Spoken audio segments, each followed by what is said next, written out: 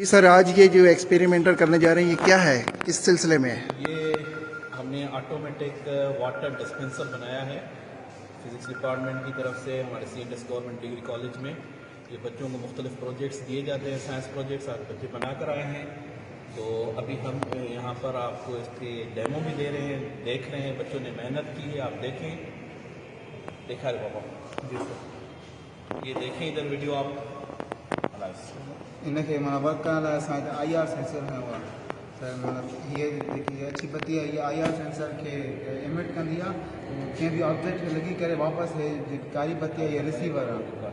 जी sir, इहा receiver आहे। Receiver में IR माना जेके रेज़ वापसि लॻंदियूं आहिनि त हे मतिलबु एक्टिव थींदो आहे ऐं पंप हलंदो आहे पाणीअ जो, पोइ मतिलबु पाणी ईंदो आहे ऑटोमेटिक मथे।